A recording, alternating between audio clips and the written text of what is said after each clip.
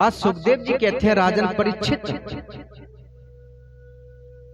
लोग भगवान को याद दुख में ज्यादा करते हैं। जब लोगों के ऊपर दुख आता है तो जब भगवान को याद करते हैं बंधुओं,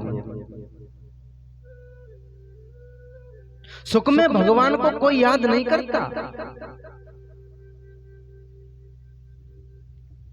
दुख में सुमिरन सब करे, सुख में करे न कोई, जो सुख में सुमिरन करे तो दुख काहे होए। मैया प्रभु को जितना याद तुम सुख में करोगे तो दुख तो होगा ही।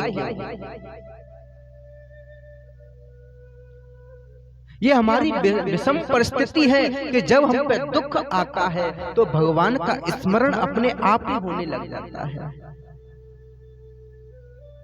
प्रत्येक श्रोता से मैं कहना चाहूंगा, चाहे दुख हो चाहे सुख हो, निरंतर भगवान का स्मरण करना चाहिए बंधु। यहां से कथा आती है गजमोक्ष कथा। सुखदेव जी कहते हैं परीक्षित, एक पर्वत है और उस पर्वत पर हाथी वास करता है। उस पर्वत का नाम है त्रिकूट पर्वत, जिसके 3 शिखर हैं और उसी पर्वत की कंदरा में एक हाथी वास करता है। उस हाथी के 50 पत्नियां हैं और 150 पुत्र हैं और सभी प्रकार के जीव जंतु उस पर्वत पर रहते हैं। जब हाथी बंधुओं घर से बाहर निकलता है तो और छोटे छोटे जीव जंतु हाथी की जय जयकार करते हैं। उस हाथी का नाम है गजेंद्र। गजेंद्र माने हाथी, हाथियों का राजा। और वो गजेंद्र अपनी 50 पत्नियों के और 150 पुत्रों के साथ में आज इस सरोवर में स्नान करने के लिए गया। उस सरोवर में अथाह जल है। एक बात बताऊं, ये जो हाथी होता है ना, हाथी को स्नान करने का कुछ आनंद ही और आता है।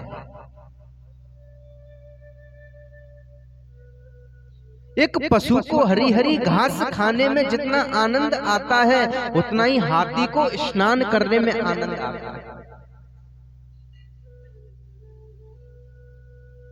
बंधुओं, आज वो हाथी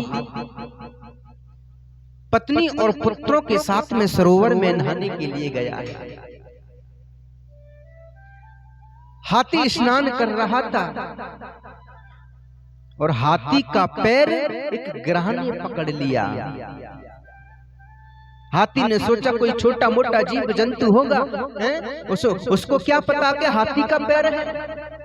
जब उसको पता चलेगा कि मैंने एक हाथी राजा का पैर पकड़ लिया है तो मुझसे क्षमा मांगेगा आकर के। हाथी ने कोई ध्यान नहीं दिया महाराज, और वो स्नान करता रहा। लेकिन जैसे ही हाथी को लगा कि मैं अंदर से कमजोर हो रहा हूं, तब उसने ध्यान दिया। जैसे उसने अपना पैर खींचा ऊपर की तरफ और जो गिरा है वो हाथी को नीचे ही ले जा रहा है। हाथी ने अपने बल का परिचय दिया, लेकिन थोड़ा सा भी हाथी अपने पैर को नहीं खींच पाया। हाथी ने अपनी पत्नियों से कहा, देखो मेरा पैर किसी ने पकड़ लिया है। अरे पुत्रों, मेरा किसी ने पैर पकड़ लिया है, वो मुझे नीचे की ओर धकेल रहा है। सभी पत्नियों ने अपनी सूंड से सूंड लगाई, सब बच्चों ने अपनी सूंड से सूंड लगाई, हाथी को खींचने लगे। बंधु, खींचते खींचते 1 महीना हो गया, लेकिन हाथी का पैर थोड़ा सा भी ऊपर नहीं आया। काफी प्रयास करने के बाद बच्चे कहने लगे, पिताजी आप तो इसमें से बाहर नहीं निकलते हो, हैं? हम कब तक खींचे आपको। बंधु बच्चे भी छोड़ करके चले गए। मैया, जिन पुत्रों को आप दोपहर तक सोने देती हैं, जब संडे का दिन आता है ना, तो माँ कहती है कि सोने दो, आज तो इतवार है, छुट्टी है स्कूल की। जिन बच्चों का आप पालन पोषण करते हैं और पूरी जिंदगी कमा कमा करके उनकी पढ़ाई लिखाई में लगाते हैं,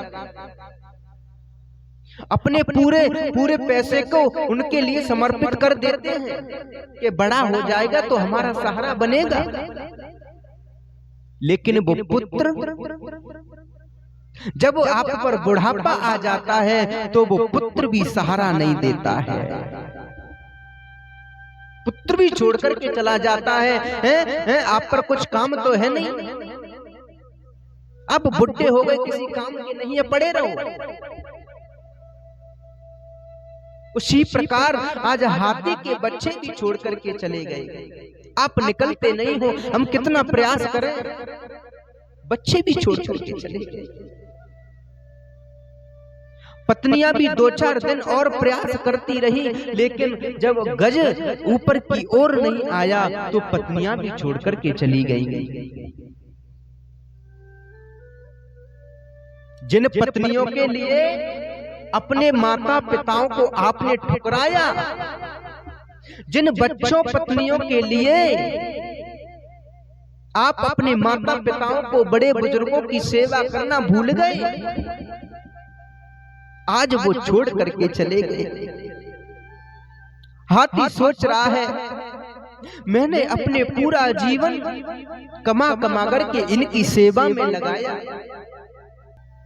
जब इन पर दुख आता तो मैं इनकी सेवा करता, लेकिन आज मुझ पे दुख आया है तो मुझे छोड़ करके चले गए। बंधुओं, हाथी अकेला पड़ा है सरोवर में, और जैसे ही हाथी ने देखा कि मैं तो अकेला हूं और मेरा पैर भी ऊपर के लिए नहीं आता है, तब उसने भगवान को याद किया, भगवान को याद कर रहा है, हे परमेश्वर, हे सृष्टि के रचयिता, जो सृष्टि का पालन करता है, सृष्टि का संहार करता है, ऐसे परब्रह्म परमेश्वर को मैं प्रणाम करता हूं, लेकिन नाम नहीं ले रहे हैं किसी का। माता दुर्गा जी खड़ी हैं, अरे मेरा ही नाम पुकार दे, मां कह ही दे तो मैं आपकी प्राण रक्षा कर दूंगी। भोले बाबा भी कह रहे हैं, अरे भोलेनाथ नहीं कह सकता, उमापति नहीं कह सकता, तो बम बम ही कह दे। हनुमान जी भी खड़े हैं, सब सारे देवता एक दूसरे देख रहे हैं कि मेरा नाम ले दे मैं बचाने चला जाऊंगा, मेरा नाम ले दे मैं बचाने के लिए चला जाऊंगा, लेकिन नाम किसी का नहीं लेता। वो परब्रह्म परमेश्वर जिसने मुझे प्राण दिए हैं, मेरे हृदय में विद्यमान है, जो सत्य स्वरूप है, वो आकर के मेरी प्राण रक्षा करे।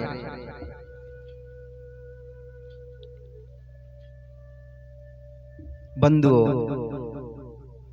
आज जैसे ही भगवान ने देखा कि ये गज किसी का नाम नहीं ले रहा है, जो किसी का नाम नहीं होता वही तो मेरा नाम है, जो किसी का नाम नहीं होता वही तो मेरा नाम है। भगवान ने देखा कि गज की प्राण रक्षा तो करनी है। जैसे ही जाने के लिए तैयार हुए, गरुड़ जी से कहा, देखो ग्राह की प्राण रक्षा करनी है। बंधु, आज सुखदेव जी कहते हैं राजा परीक्षित कि गरुड़ को भी यहाँ अभिमान आ गया गरुड़ जी भी कह रहे हैं कि मेरे बिना भगवान का भी काम नहीं चलता। अरे कोई भी काम आता है तो भगवान मुझे ही पुकारते हैं। गरुड़ जी को अभिमान आ गया। भगवान तो अंतर्यामी सारी बात जानते हैं। भगवान ने सोचा कि गरुड़ को भी अभिमान आ गया, पहले ग्राहक को नहीं है, पहले गज को नहीं, पहले मुझे गरुड़ जी को उतारना होगा। और गरुड़ जी के ऊपर अपनी छोटी वाली उंगली को रखा, बोले चलो उड़ के दिखाओ। गरुड़ जी कहने लगा, प्रभु काय को मजाक कर रहे हो? अरे अच्छे से बैठ जाइए नहीं तो गिर जाओगे। भगवान ने कहा, गरुड़ आप मेरी उंगली को ही उड़ा करके दिखाओ। गरुड़ पसीना पसीना हो गया, लेकिन भगवान की उंगली को नहीं उड़ा पाया। बंधुओं, भगवान कहते हैं आप तो मुझको उड़ के, आप तो मुझे बिठा के उड़ते हो ना, उड़ के दिखाओ। गरुड़ जी कहने लगा, प्रभु मुझसे गलती हो गई। भगवान कहने लगा, देखो आप मुझे बिठा करके उड़ते नहीं हो, मैं खुद अपने पैरों में, अपने पंजों में आपको भर करके मैं उड़ान भरता हूं, तब आप उड़ते हैं। उसी प्रकार बंधुओं, हम जो अभिमान करते हैं कि हम ये कर रहे हैं, हम वो कर रहे हैं, हमने ये फैक्ट्री लगा दी, हमने वो फैक्ट्री लगा दी, महाराज ये नितांत झूठ है।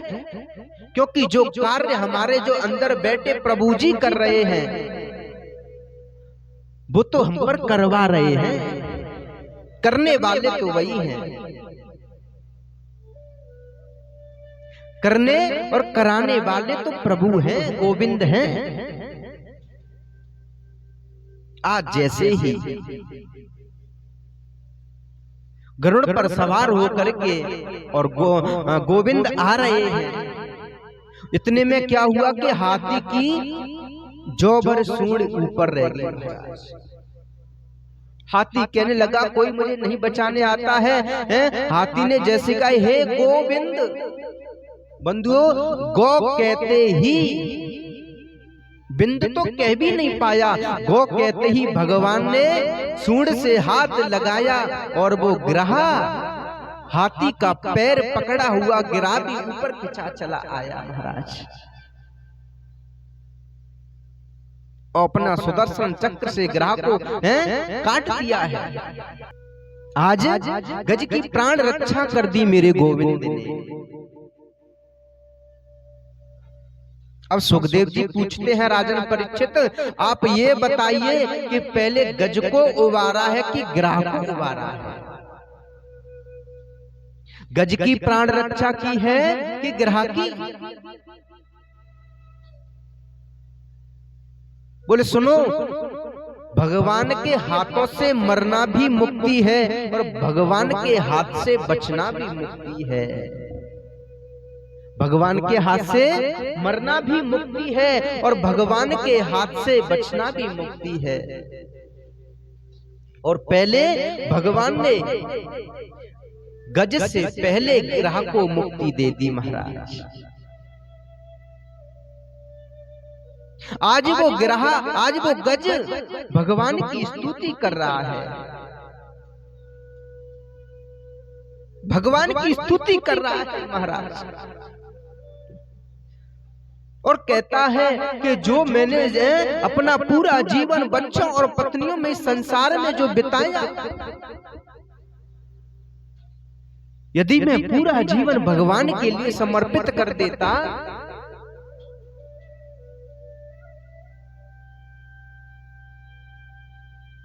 मैंने पूरा जीवन अपने बच्चों परिवार में पूरा जीवन दिया, फिर भी मैंने गोविंद को याद किया, तो गोविंद मेरे मरने पे भी आ गए महाराज।